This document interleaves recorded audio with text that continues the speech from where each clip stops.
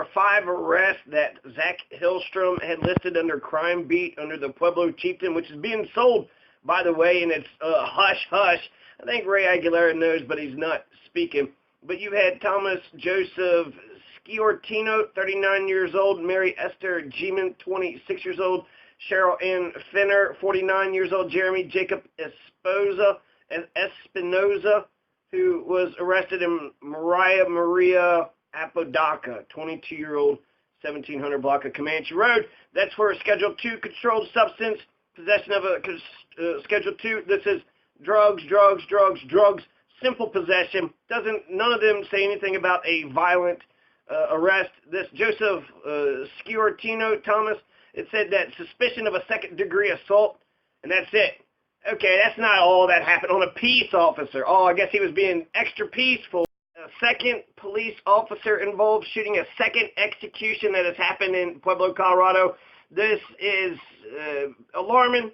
They're doing some studying, Davenport, so Mr. Davenport, Chief Davenport, he says these officer-involved shootings are worrisome. It's deeply concerning. It's hard on the officers. It's hard on their families. It's hard on the department, and it's hard on the community. The community being the very last one, right? It's hard on the officers, their families, and the department. Well, if you shot an innocent person, then I don't care about any of those people's feelings. The hard on the community, maybe the families and the department. I mean, none of them are really involved in the thing, but hard on the community is the last one you mentioned. So 2 times this year, 35-year-old Joe Delira O'Leary's and Stephen Peters, 55-year-old Stephen Peters, Chief Davenport, anecdotally, he said the first 25 years of his law enforcement career, there was only an officer-involved shooting about once every other year. Every other year. So that means it would have taken 2 years to see what we've just seen in the last 2.5 months. So 55-year-old Stephen Peters was killed last week on Tuesday. Reportedly, he was fleeing from a scene of a domestic disturbance. So some domestic dispute. It was called in. He runs away, and then they say he produced a handgun during an encounter with responding officers. So it seems like if he's going to be shooting, why is he running? And then that's, convenient. Handgun is just found there. Remember in Baltimore, they had those plastic guns that they were putting down. And so really, right, have a throwaway gun. It doesn't matter if it's made of steel or if it's a little plastic BB gun. If they think they're fearing for their life. Execution took place on January 22nd, 2018. 35-year-old Joe Delira O'Leary. He was shot and killed after leading police on a cross-city chase in which he reported brandished a handgun, fired multiple rounds at police. That sounds like that's, into the weeds a lot more than the Stephen Peters thing. Stephen Peters, I mean, both of them, really, I don't like that I have to sit here and say, well, is this true? This is what the paper is reporting, or does the paper does not confront the public officials, the police. They do not confront the police. They're just as scared of them as the rest of us are. So if the paper isn't confronting the police, who is? Who polices the police? The city council police the police? Does Sam Azad police the police? Is it the chief? They just police themselves? Does the people? Is there a legislative branch, executive, a judicial branch maybe? Maybe one. 25 years of his law enforcement career, Chief Davenport said just one cop shooting somebody once every other year, once every 2 years. Now, since 2011, there's been 14 instances. So that's only in just, 7 years? There's been 14. That's 2 every year. And that's what it's been on an average since 2011, 2 per year. And yet we're only 2.5 months into 2018, and we've already clocked in our 2 executions. Stephen Peters and Joe Delira O'Leary's. Deliraaleries. Looks like Delira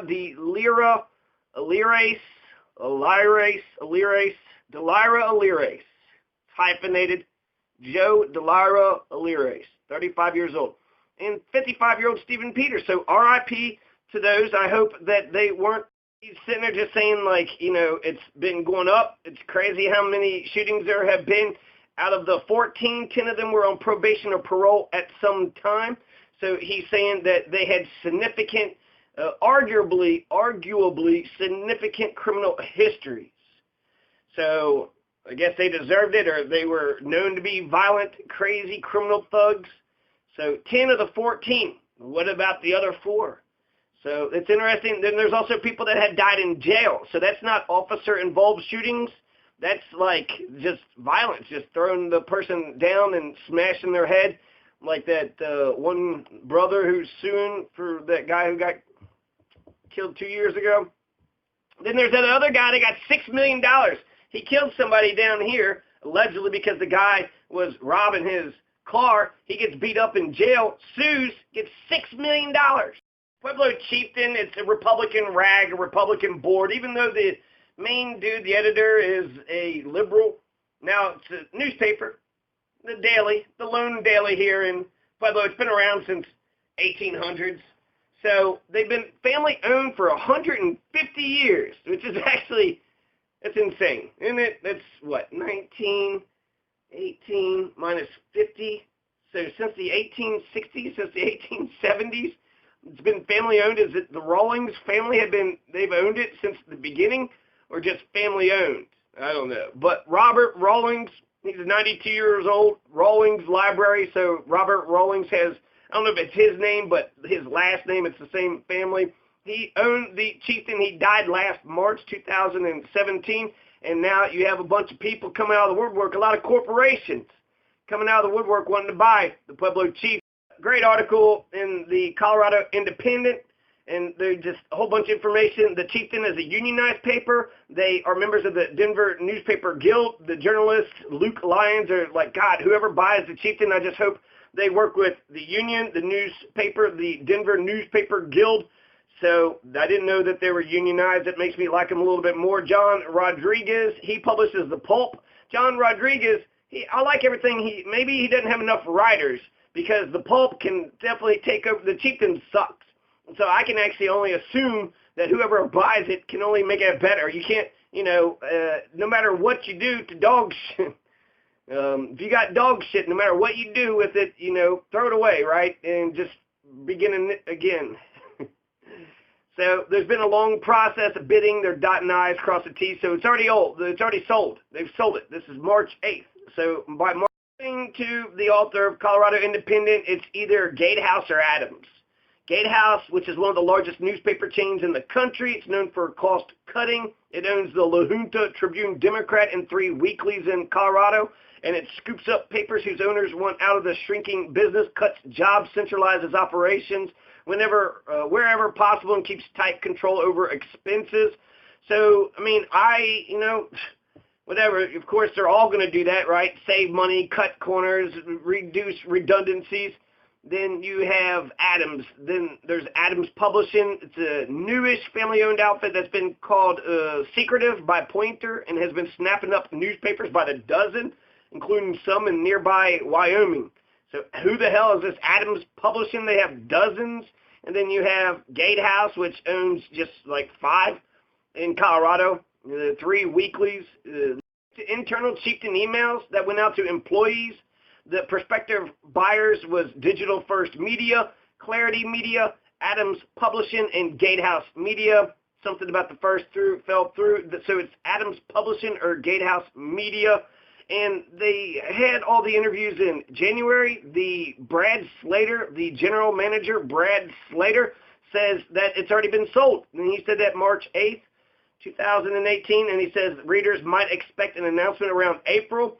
If it's already done, they're just dotting I's and crossing T's. Dotting an I's, dot and then crossing T's. I just feel like it's already done. So the deal's done. Who the fuck is it? It's either Gatehouse or Adams. Gatehouse Media, who is just a bunch of, cost-cutting corporations, or Adams Publishing, which is some new secretive outfit. Mike Johnston. Mike Johnston is the only person we know for sure in the Democratic race who is actually running for the Democratic primary to be governor, to succeed Hickenlooper's chair, to be okay, so Mike Johnston, he got enough signatures, he's got a petition to get on the ballot, but he lost the caucus. So did Jared Poulos. In fact, Kerry Kennedy kicked ass. and I don't want to take all the credit, but she wasn't for universal health care until after I talked to her, so I don't know if I changed her mind on that. But Jared Polis, he wants to provide universal access to preschool, and Mike Johnston wants to provide debt-free college in exchange for community service. So essentially, it's like slavery. I mean, what happened to Underwood? Eric Underwood says free college. We could do free. We could do universal access to preschool. We could do both. Senate Bill 191 is being criticized by Noel Ginsburg. Senate Bill 191, something about it was a very big priority to change the way teachers were evaluated and dismissed. The first year that Michael Johnston was in the legislature in Denver. And he said, I'd been a teacher. I lived through the world of having evaluations that were meaningless, and I couldn't improve my practice. And I came into the legislature straight out of being a high school principal for 6 years. I felt I had the chance to learn a lot about what was working, what wasn't working. Evaluations felt sort of like healthcare. Everyone knows the system is broken, but they didn't agree on how to fix it. It seemed like the purpose of serving in the legislature was to get big things done, and that was more important than preserving political capital. There are many facets to Senate Bill 191. One portion of the bill actually had its day in front of the state Supreme Court last week. What's wrong? What is working with the law? What is it? Johnston really isn't defending Senate Bill 191. I guess it's more testing, more evaluations. Noel Ginsburg is slamming it. So he's going after essentially Michael Johnston's record, and Michael Johnston is kind of saying, look, I was young. What can you do? Noel Ginsburg also wants to expand apprenticeship programs. That's what they're doing in Switzerland. So when I think of the Switzerland model of education, I think of what Noel Ginsburg says. Noel Ginsburg, he says he wants the internships for 16, 17, and 18-year-olds to get a 5-year to 10-year forecast of the businesses, and then to get the 16 and 17, 18-year-olds to internships. So what kind of businesses, what kind of positions do you want? And then match those positions up with the students, the ones that, want jobs, the ones that don't want to go to college or go to the military, they're going to get a job. So he's kind of connecting those dots. It's what Switzerland, one of the greatest countries in the world, is already doing. So he wants to raise teachers. Jared Polis has introduced a new bill in Congress to ban assault-style weapons, including the AR-15, the AK-47, shotguns with pistol grips or revolving cylinders, among many others. So he is banning all guns and any guns. So that's, I think that's kind of dangerous. This state seems very 50-50 liberal to conservative. So I feel like Jared Polis is going to lose a lot of votes. All the Democrats are going to lose a lot of votes, the ones that are for gun control out in rural America. That's the one conservative issue that I disagree with a lot of so-called liberals, but I also don't believe. I think we should do something about poverty and homelessness and stop the war, and a lot of Democrats, especially Hillary Clinton Democrats, they don't seem to give a flying fuck about that. They're not talking about homelessness. They're talking about poverty. Which one's got a war on poverty? Ginsburg is going to bring the Switzerland model, the Switzerland apprenticeships to Colorado. He's been trying to do it with CareerWise, but he's only got 20,000 students statewide to do this thing. It just seems actually it's easy to do. He's the founder and CEO of Intertech Plastics. He does custom injection molding and the co-founder of I Have a Dream Foundation. So he's got a whole bunch of stuff. Wants to fill the skills gap so they graduate into good payers. He wants to approve change. That's the biggest thing. He wants to reform Tabor. He says, well, how can we get more money into preschool? How can we get more money into college like Polis and Johnston's plan? Polis wants more free school, universal access to preschool. So that's actually, I think, a genius idea. And Johnston wants the college in exchange for community service, which isn't as ambitious as Eric Underwood. And Eric Underwood is surprisingly progressive. And I would vote for, let's go ahead and give a whole bunch of money to the teachers. Noel Ginsburg is just going to give a shit ton of money to the teachers. Just improve teacher pay. They've already endorsed Kerry Kennedy, so they don't even give a goddamn about Noel Ginsburg, but he's going to kiss the teacher's ass. He wants to repeal Senate Bill 191. Even though Mike Johnston isn't defending it when he was the state senator and the author, he wrote the fucking legislation. So he's running away from it because he's getting a little bit of defend your fucking work, man.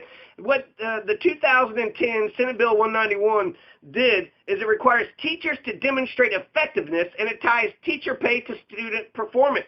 That's exactly right. If the student actually isn't even happy, I would go for that. Not even the performance. If they're not happy or the parents are unhappy, then they should not get paid. But we're going to flunk kids for what? Not writing their A's perfectly. And yet teachers who don't even teach the students, we're going to give them raises. We're going to have well intentions at the time. It just hasn't met its objectives. And he says the law has been used as a club against teachers and students. They should be tied. Teacher performance should be tied. Teacher pay should be tied to student performance. You're goddamn right it should. It's the law. It's been the law for the last 8 years. Let's keep it. Let's stay. I would keep it. I like it. And this is, he's saying he's got a claw to remain viable. So he realized that he's not doing much. The big thing that he wants to do was to fund K through 12. So he's saying we can't do more preschool, we can't do more college, we got to fund what we got. In order to fund what we got, we need to reform Tabor. And Tabor is a libertarian thing. If there is extra money at the end of the day, instead of putting it back into the state, the taxpayers get it. And in essence, I really like that idea, but it doesn't allow for maximum taxation. Willis had actually criticized Michael Bennett had voted against the assault-style weapons ban that Polis criticizes interfering with the recreational use of guns by law-abiding Coloradans. So that's 2013. Jared Polis has done a 180 when it comes to guns. He did protect the Second Amendment, now after Florida. And you know what? It's coming up to St. Patrick's Day. We got Thanksgiving. That's a day of genocide. We got Christopher Columbus Day. There's a day of genocide. And we got St. fucking Patrick, who killed all the native Irish in Irish Inquisition. So another genocidal holiday to celebrate. How many people did he kill? Tens, hundreds, thousands, millions? Who knows? But more than 17. But we're going to celebrate St. Patrick, who lived in the 400 ADs. Is it Patricius or Palladius? You even know what the fuck I'm talking about? You know he resurrected a horse, but he didn't resurrect those princesses. Impressed with Noel Ginsburg's research and his push. He really seems to be getting in the weeds of all these issues. I totally disagree with him. He doesn't want teachers to have any standards whatsoever. If anything, we need to raise the standards on teachers. And, you know, I don't want to teach to the test. Let's have holistic education where you teach the entire person and also you make the education fun. Let's make education fun and exciting. I actually got 20 ideas. So 20 schools that you don't know jack shit about. So instead of just tyrannical, totalitarian, fascist schools, you know, I got a Switzerland. I took Noel Ginsburg, so anyways, he is going on and on about education. So I think it's good he's pushing the conversation. Tabor does need to be reformed, and then that would unlock some money. But it's been quashed twice, tax increases to fund education. There's another coalition going to do it this year. He doesn't know if it's the right proposal, but he's like, we got to realize that Kerry Kennedy was married to George Lopez. Also didn't realize that 70% of Americans believe in greater gun restrictions. 70%, that's a shit ton of Americans. And I also bet you those 70% don't know that we have the rule of law and 3 branches of government is both intentional and arbitrary in order to prevent tyranny and a whole bunch of things, really. The 3 branches, they know the 3 stooges, just not the 3 branches of government.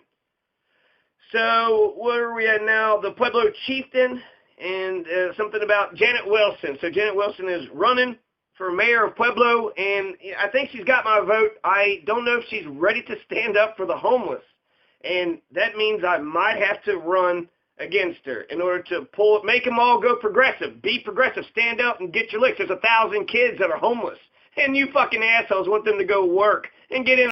I talked about the chieftain is being sold, so either Gatehouse Media or Adams, so some secretive fucking family thing in Wyoming or some other corporation that's all corporate-y. So you got Janet Wilson, you got Russell Martinez, and Jackie Macy. I don't give a shit about the old guard. So Russell Martinez is labor. He's a Boilermaker. He's part of a union. And he's also helped construct electricity. He's been here for a decade. Russell Martinez is very impressive. He wants to do something about the homeless. Jackie Macy wants to do something about the homeless. Janet Wilson wrote it down, but I don't know if she has the political will to do anything. You know, and Russell Martinez and Jackie Mason, they mentioned it. I think Russell Martinez said to get work programs, but Jackie Mason said flat out, where the fuck is your shelter, Pueblo? And what the leaders, what the mayor of Pueblo needs to do is to stand up and take their licks. When you have all these different parts of the community, nobody wants this homeless shelter in their community. Not in Lake Avenue, not in Belmont, not in here, not in there. And so we're just gonna not give a shit and then just beat the shit out of them? You know, when they're, they didn't freeze to death. Well, congratulations for surviving through the winter. Now you got a boot in your teeth. So the homelessness is a big issue to me because I think it has to do with housing. Affordable housing has to do with economics. It'll help with affordable housing, and how would it not? So Janet Wilson, Russell Martinez, Jackie Mason all wants to do something. Jackie Macy wants to do something about it. Jackie Macy just says it right out. What needs to be done is we just need to spread the misery. We just need to have homeless shelters all over the place, 5 of them in equal locations, and just say, nope, I don't give a shit if you bitch about it. We're all in this together. Okay, we're all in this together, so we need to.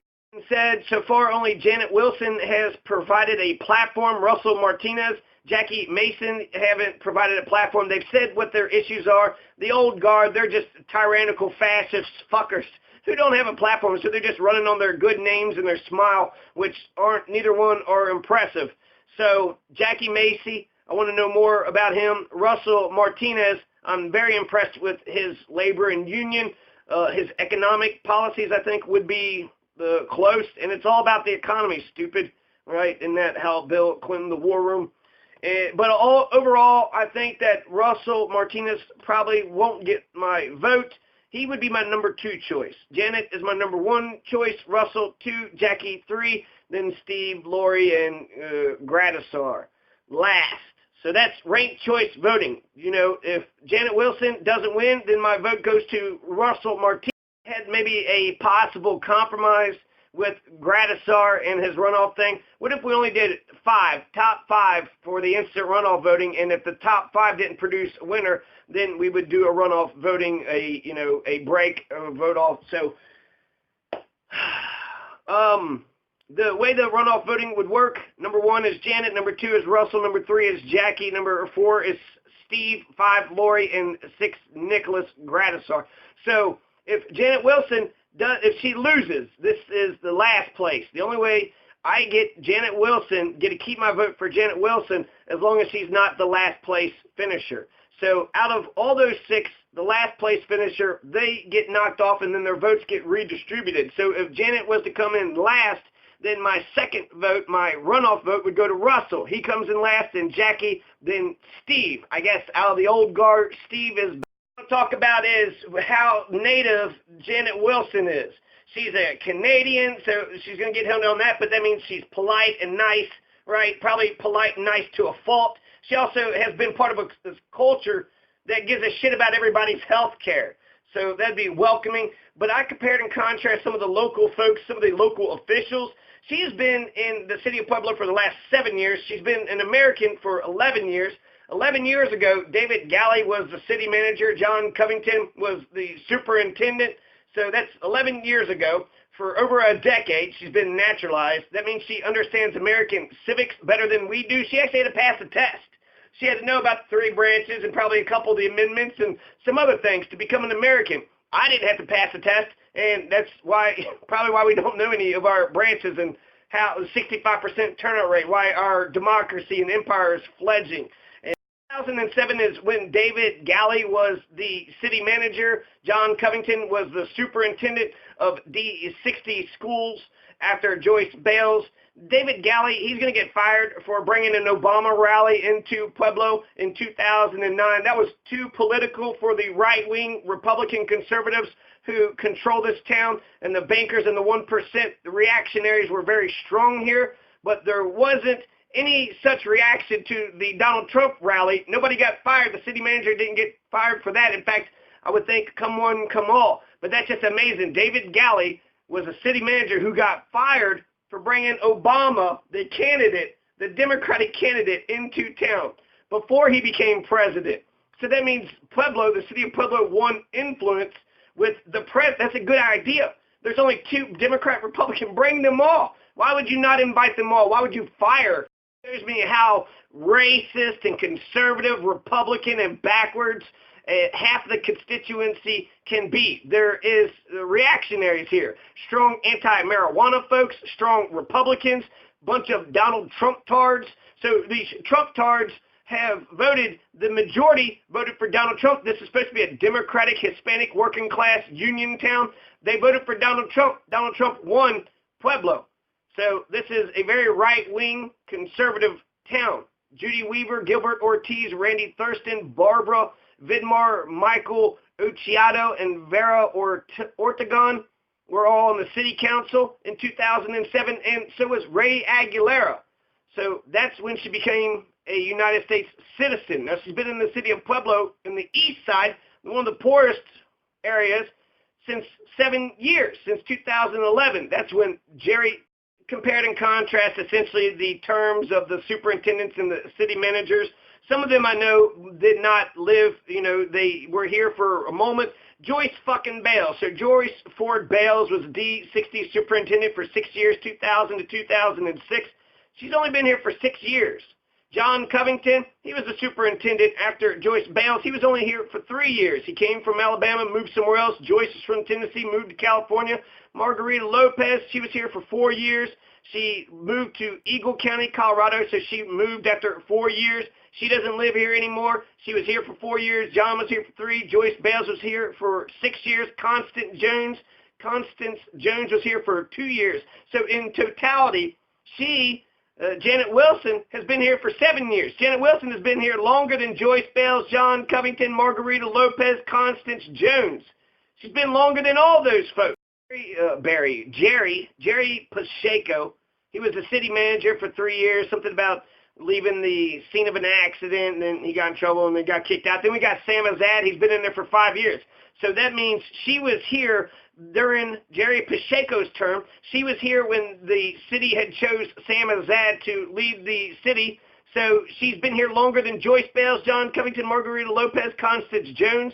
Tennessee Bales, she was here getting paid, what, just fucking 6 figures? So they get 3-year term contracts, so she gets $100,000 per year. She's here for 6 years, and then she bails. Even if you don't think Janet Wilson would be a good mayor, you should retain her so she keeps on doing the shit that she's doing.